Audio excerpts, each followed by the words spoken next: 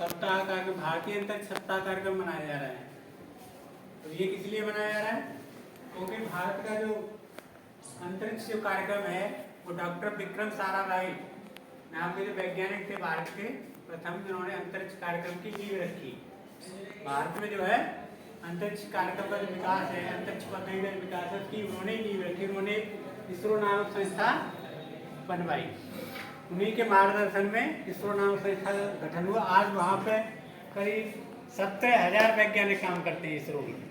तो बहुत बड़ी संस्था है। उस समय जो है वो छोटे से जगह से शुरुआत हुई और हमारा जो देश है अंतरिक्ष के क्षेत्र में बहुत आगे इस समय जा चुका है। और उसमें अभी थोड़ी सी और जानकारी संजय भी जो आपके लिए स्लाइड तैयार की है उसके बारे में बताया जाएगा। जो आएंगे वो अपनी बात कुछ आपको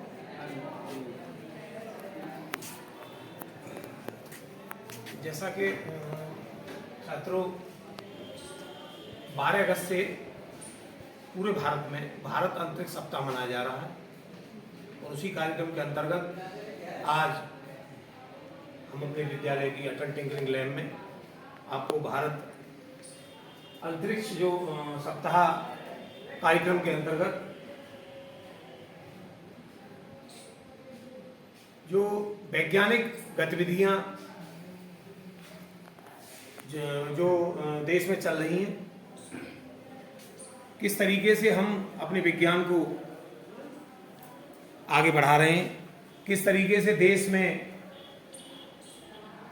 नए नए अन्वेषण, नए नए प्रयोग चल रहे हैं, उन सबको हम एक स्लाइड के माध्यम से, प्रोजेक्टर के माध्यम से आपको अवगत कराएंगे और सामान्य जागरूकता कार्यक्रम के अंतर्गत थोड़ा सा आप लोग उसे समझेंगे और किस तरीके से हम लोगों में वैज्ञानिक सोच, हमारी तर्क शक्ति वैज्ञानिक सोच के आधार पर बढ़े, इन सब चीज़ों को आप गंभीरता से समझेंगे और श्री मनीष जी जो है आगे बढ़ाएंगे इसको और आप लोग ध्यान से उसे समझेंगे, सुनेंगे। अगर नहीं तो आज के इस वीडियो में हम जानेंगे कि पृथ्वी के आसमान से कितनी दूरी से शुरू होता है अंतरिक्ष। तो देर किस बात की, आइए शुरू करते हैं ये रोमांचक वीडियो। क्या है अंतरिक्ष? पृथ्वी के आसमान से अंतरिक्ष की दूरी जानने से पहले हमें ये समझना होगा कि अंतरिक्ष क्या है और कैसा दिखाई देता है। पृथ्वी पर दिन के समय सूरज की रोशनी की वजह से हमें अंतरिक्ष नहीं दिखाई देता है, लेकिन अंधेरा होने पर आसमान में सैकड़ों तारे दिखने लगते हैं। ये तारे दिन के समय भी आसमान में ही होते हैं, लेकिन सूरज की रोशनी की वजह से हमें क्लियरली दिखाई नहीं देते। अंतरिक्ष एक ऐसी जगह है जहाँ पर सभी खगोलीय पिंड, तारे और विभिन्न ग्रह होते हैं, जबकि धरती का आकाश वो जगह होती है जो बिल्कुल खाली होता है। अंतरिक्ष में ग्रहों और तारों के अलावा कम घनत्व वाले गैसीय पार्टिकल्स होते हैं, जिसमें हाइड्रोजन और हीलियम कण शामिल हैं। ये प्लेस डार्क मैटर और डार्क एनर्जी से भरी हुई होती है, जहाँ हर वक्त विभिन्न धातुओं की गंध आती रहती है। इसलिए अंतरिक्ष में जाना और वहाँ तमाम तरह के खोजी अभियानों को अंजाम देना बहुत ही मुश्किल और चुनौतीपूर्ण काम माना जाता है। धरती के आसमान से कितना दूर है अंतरिक्ष? ये एक ऐसा सवाल है जिसका जवाब बहुत ही कॉम्प्लिकेटेड है। पृथ्वी की संरचना कुछ ऐसी है कि इसका वातावरण बहुत ही ऊपर जो है क्षोभमंडल जो हिंदी में ये बहुत समझने वाली चीज है, ऊंचाई तक फैली हुई है। वहीं वातावरण की दूसरी लेयर स्ट्रेटोस्फीयर जमीन से 50 किलोमीटर की ऊंचाई तक फैली समताप मंडल।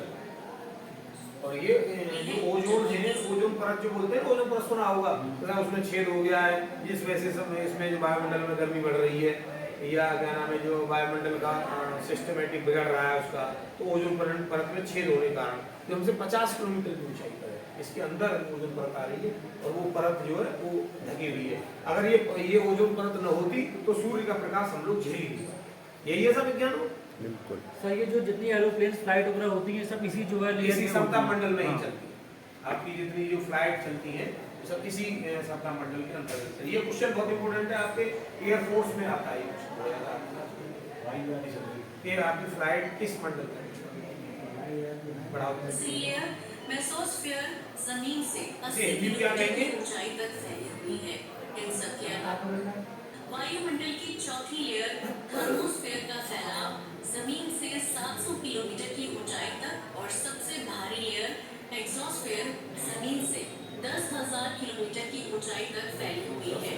ऐसे में वैश्विक स्तर पर अंतरिक्ष की शुरुआत के लिए उस सर्कुलर ऑर्बिट के अंदर ये 17 अगस्त से लेकर इंतजार करेगा 23 अगस्त तक। 23 से 24 अगस्त का वो विंडो है, यानी इसके बाद जो आने वाले दिन है वो इसकी टेस्टिंग के लिहाज से बेहद क्रिटिकल होने वाले हैं, क्योंकि ये धरती से अब करीब 3,69,000 किलोमीटर से ज्यादा की दूरी के ऊपर है और 3,88,000 ये वो किलोमीटर की दूरी है जो धरती और चंद्रमा के बीच की दूरी है।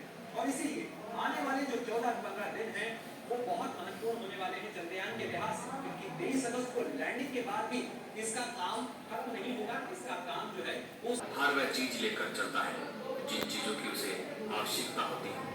रॉकेट इंजन स्पेस में भी अपना कार्य करता है जहाँ पर हवा नहीं होती। दोस्तों, रॉकेट के इंजन दो तरह के होते हैं। कुछ इंजन तरल ईंधन का इस्तेमाल करते हैं, जिसमें शटल ऑर्बिटर के मुख्य इंजन तरल ईंधन का उपयोग करते हैं।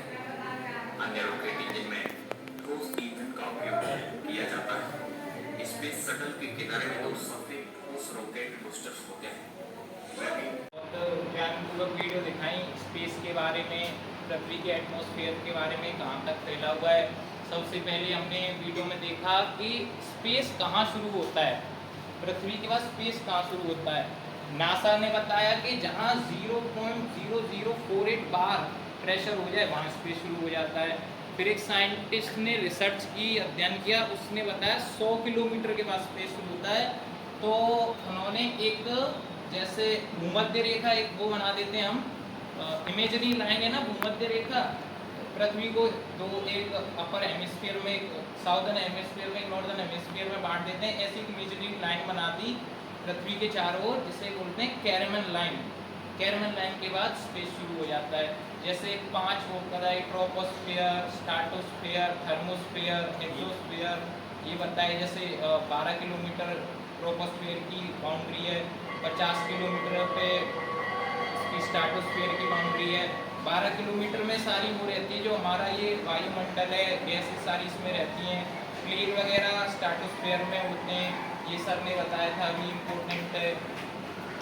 फिर उसके बाद हमने वीडियो में जाना कि रॉकेट कैसे उड़ते हैं। रॉकेट का सबसे मेन प्रिंसिपल होता है न्यूटन का थर्ड लॉ, क्रिया प्रतिक्रिया। इसमें जो फ्यूल भरा होता है वो उतना थ्रस्ट नीचे लगाता है, जितना थ्रस्ट उस पर लगाता है पृथ्वी पे, उतना ही वो ऊपर जाता है। जैसे उसमें जो फ्यूल भरा होता है उसमें कंबशन होता है, कंबशन से वो जितना थ्रस्ट पृथ्वी पे लगाएगा उतना ही ऊपर जाएगा। इसीलिए देखा अपना बहुत जल्द